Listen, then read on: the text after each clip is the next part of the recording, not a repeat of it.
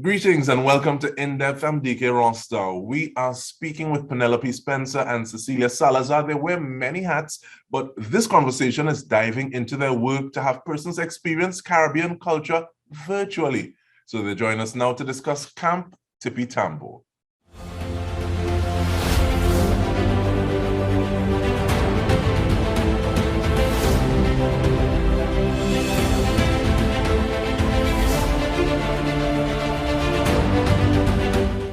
Welcome, ladies. Hopefully you are very well. Thank you for making the time. And Penelope or Auntie Penny, I want to start off with you, please. Give us an overview. Why the name? What's the rationale of the camp? Camp Tippi Tambo was born out of a necessity of our children understanding Trinidad and Tobago, because I found that there was a lack of knowledge of our character, of our folk characters, our carnival characters, our fruit, our flowers. Children didn't know. So that's why this was born, Camp Tippi Tambo. And I wanted to name it a fun name, but a name that children or TNT could identify with. So that's why I brought in Tippi Tambo. Cecilia said, Penny, you have to have a fun name, for the group. Yes. So the camp. So that's how Camp Tippi Tambo was born. All those camps are where Camp Chickanagua and all kind of weird names when you see those camps. So we thought Tippi Tambo was a perfect Trini name for our camp. But I like the fact that you talk about Trinidad and Tobago, but it is a little more inclusive than that certain ways, because you talk about Caribbean culture. What was the thought process behind that, Cecilia? Well, because we really, now with Zoom and with the internet, we can connect a lot more. Interesting. You're home alone, but you can connect through this virtual media with so many other people in the Caribbean islands. And so we decided to reach out to have Jamaica, St. Lucia, Barbados involved. Last year we had children from these islands, from Jamaica and Barbados, taking part. Yes. So I think it's wonderful that we create this one Caribbean, we'd be stronger together, and that we all share what each person, what each country is, what is their strength, exactly. Yeah. And how we are aligned, how we are close, showing how Trinidad and Tobago would be, would delve into Jamaica, how we could, what are our connections, we're trying to find out all of that, And learning from them too, yes. And you're talking that talk, and my pause reason, because when I message people from different islands, I would use different words. So like sometimes even in terms of spelling, I'd say meh, as in my, the possessive MEH. If I'm talking to somebody from Trinidad and Tobago, if I'm talking to somebody from Jamaica, I'd say me. And so MI was it, or even like sometimes I forget what's the word I'm supposed to be using here, because in Jamaica is a June plum, in another island is a golden apple, and here is Pomsy tea. So in terms of having that learning is a beautiful, beautiful thing in terms of making those connections. But make some connections first though, please, ladies. And I'd go back to you, please, Penny. Y'all are the main draw, showing Barbie what she really supposed to look like when people look at the flyers and stuff. But behind your faces, there are other people involved. So who are some of the other stakeholders, people engaging in Camp Tippi Tambo? Well, we have celebrity visits that people will come in and tell stories. We have like people like Rudy, like Nikki will come in and tell story. Last year we had Sergeant Alexander. We had Ravi, Preeti, Wendell Warren. Yes, we had a whole slew of personalities coming and to be a part of the camp, right? And we have lovely help we have Bradley and we have Christopher Lawrence, who are like our partners in this kind of, yes. But we have everybody coming in. We have David Rudder supporting us. We have all kinds of people supporting us. And when we went to this place in Sandy Grande, the folklore, the hummingbird, right. The hummingbird place, we right. had a lady come and she, toured the children through all these fabulous plants and birds and flora and fauna. There's so much you can do, And this year we have Richard Young doing fashion. We have a whole day where Richard Young will do his fashion. We have a fashion show. We have karate, teaching the children self-defense. We have different storytellers coming in. We have mask makers. Yes, and of course, Penny and I dress up too. So last year we did all kind of things. We had Laja Bless, we was Sukuya, we was all kind of things for the children. It was fun. Yes. And I remember that one of our students who lives in Canada, she wrote back, her mother wrote back and said, well, my daughter did a story for her school in Canada all about the folk characters that she learned in the camp. So you feel like you're doing something, you know?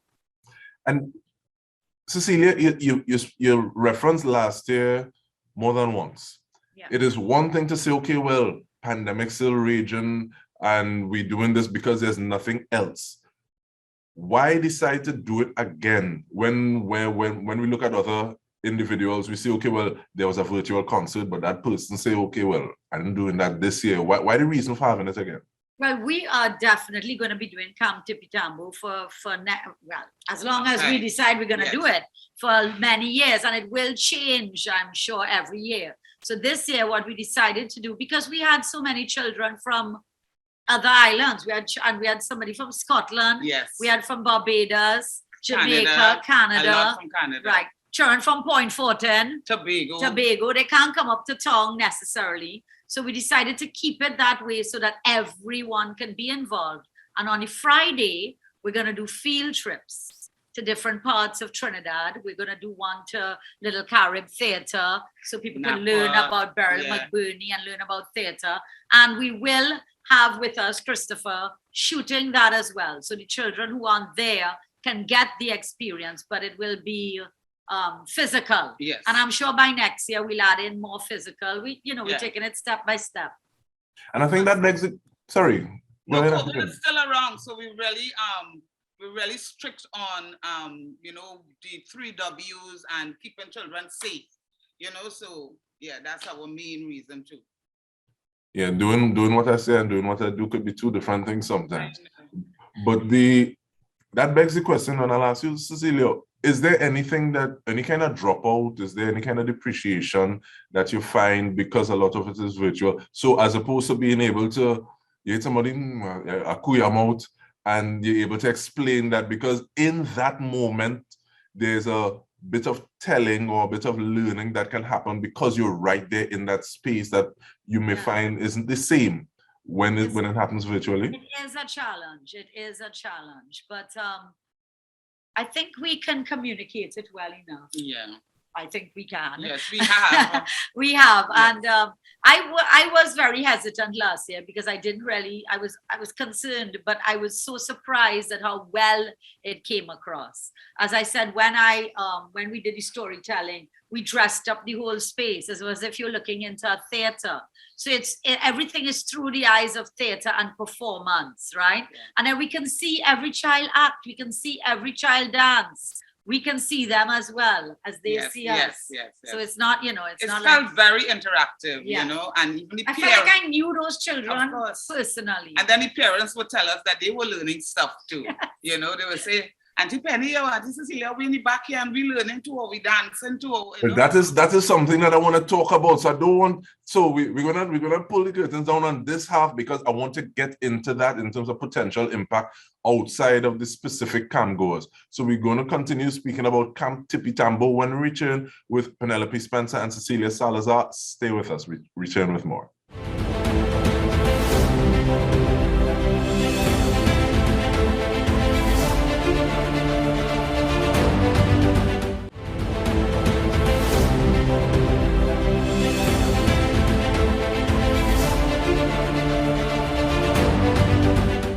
Welcome back. We are going in depth on Camp Tippi Tambo, no less, and we're doing so with Penelope Spencer and Auntie Penny and Cecilia Salazar. And ladies, just before we took the break, you were talking about the fact that you have people who may not be glued to the monitor or the tablet or whatever the device, but at the same time, you are impacting, the camp is impacting on them. And I actually want to go into some feedback because I saw on your page there was a parent saying, it was so super, I spent the day macroing, barely got anything done. And this is from a parent, Sweela and Gerald. So that kind of feedback, how does that make you feel? And what kind of potential do you see coming out of it? I felt very, very loved and very, that I was achieving what we were about, getting knowledge across to the children, and then the parents getting it as well, is felt very accomplished. We were feeling, that what we set about to do is happening, and by extension to their families. Yeah. And so, that's what maybe that was not anticipated goal, because I have done camps before. The children come, they do their thing, they go home. At the end, mommy come and see it. But this was so different because the parents had to be involved as well. Yeah. All the crafts, we did craft, we decorated things. The parents were there, giving them their stuff, helping them, and it was wonderful that the parents, the brothers and sisters, everybody got involved and was learning. I think that was a added bonus to the camp that I didn't think about before. Yes, definitely. And it forces the child and the parent to work together. And that's something that we really need in this country more, where our families work together. So that was really good. Yeah, because I think it's one thing to say, okay, well, the person goes to the camp and then comes back, mommy, or daddy, or bigger brother or sister, this is what we learned today. That is one way for it to take place. But to actually say, all right, well, while the person is learning, the other person who's not on screen is hearing it real time. So they can actually put in something or suggestion, possibly that can ask you. Grandmothers showing us things they made. Yes, in their days too, and how they would do a dance, or how they would, and they would tell the children about, yes, that used to happen in my day. So that was a real bonus, as I say, for this program.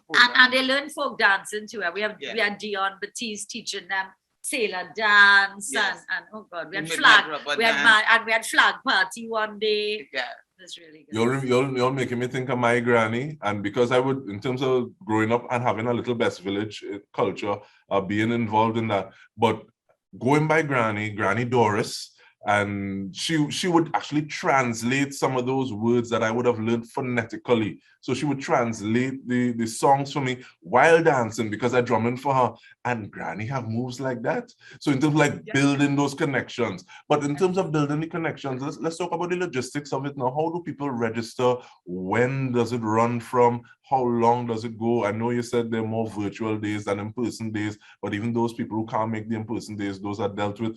Take me through those processes, Tans. Well, we have two numbers on the flyers, 6834843 or 798-1919. WhatsApp us, call us, and we will give you the whole rundown of how to join our camp. Yeah. Right? All the bank information and stuff like that, to join in. To join in. It's $350 for a week. If you're doing the month, you get a discount. We have a discount for siblings, brothers and sisters, family, cousins. It's affordable. It's very affordable, because we know flour going up, and people have to eat bread. So we have kept our prices down, and that is an asset for being in an online camp, I suppose, because when I look at the prices for some of those camps. But so this is one of the assets. So just call or text 6834843 798-1919, and you will get. It runs from July. Yes. July the 18th. Yes. Until August the 12th. Yes. 4 weeks. 4 weeks. And the fact that you talk about those 4 weeks makes me think that there are different things. So you're saying you get the discount for the month. So that means there are different things over the weeks, as opposed to just saying it's 1 week experience 4 times. 1 week we call our F week, which is fashion, fight, karate, and then we have a next week we call our Caribbean week, and then we have a next week we call our folklore and carnival week, and then the next week we have presentation and how to perform. But in all of this, every day we work on acting. Every day we have drama. Yeah. Yes. Every day we have acting in terms of voice, movement, some drama exercises every day. So every day we have that there. Yes. So it is a folklore camp, but with an emphasis on performance. Yeah. So we have a talent show. We have last year, this was last year, we did extempo. Preedy. Yes. So they all came and wrote their own Errol- extempo. Errol- It was Errol- Errol Fabian did Fabian. extempo, yes. Yes. And so they all wrote their own little extempos. Well, came up with their own little verses to Santi Manity. Yes. It was really fun. And we had a lovely pan thing where the pan app. the pan app where we introduced Mary Coffee came and she introduced children to the pan app. And I was fascinated for Me them. too. Yes, yes. I still have it on my phone. You could play pan on your phone now. Yes, yes, yes. It was And I really think good. one of the things about that is you never know what that magical moment is. In the sense that Yes. years later, when you look back and you say, this was the moment when I knew. This is the moment that I learned something that at this point in time I can draw on. And Yes. it's amazing when you listen to different people what that moment is. Like I tell people, as opposed to say, okay, well, everything happened in school. There, and I have 4 grannies, ladies. One is the lady who took care of, one is the lady who took care of us, one is the midwife, and then the 2 biological ones. And this one, Granny Thomas, she's the one who had us doing poems and was coaching us in terms of like reading in church. And a lot of those things that I did with her, I can draw on now. So in terms of like the importance of moments like this, and even more so drawing on your culture, who we are, to be able to move forward with a sort of confidence in yourself, as opposed to saying, well, somebody else says so, it had to be good. So saying we have it within us to do that and ground our people. How important is that aspect of it to you? Yeah, I think that's extremely important. I think because even like as you're saying with myself, growing up, I always wondered why I was here, who I am, why was I born in Trinidad, to be honest. And it was only getting into theater that I started to learn a lot more about my culture as well.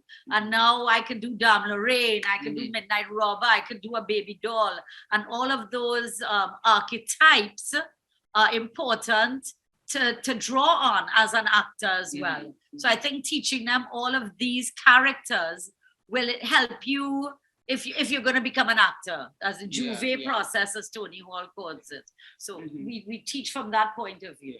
And being both of us are teachers, I've been in Newtown Girls for 25 years. Cecilia been with St. Monica's and St. Joseph Convent. So we see the lack of knowledge that our children will be blank about certain things.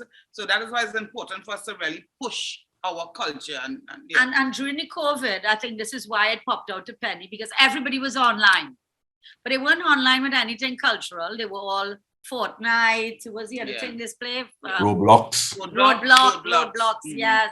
Or they always watching some foreign YouTube or TikTok. And so I think that's why the parents wanted them to do this as well. Learn a little bit more about our culture. Not just. And that's why we also encourage the diaspora, to come in. You have children in Canada with Trinbago parents, and they want the children to understand where, their ancestry. So that's why we're really encouraging outsiders to come to, and take part and learn the culture and the country and be proud. And as you said, it grounds you when you realize how rich Trinidad and Tobago culture it is, and how much we have to give to the world. And when you see how much we've given already, we did a whole Olympics, which we're gonna do as well. When the children start to learn about all the past Olympians in Trinidad and Tobago, boxers, weightlifters. I see we could wax political forever on this, but ladies, we want to thank you so much, Penelope, Spencer, Cecilia, Salazar, and more power to you for doing the work. Plenty of people talk about talking the work, about doing the work. And on behalf of the entire team at TTT, we want to thank you. This has been In Depth with me, Dike Rostant. Thank you so much for joining us.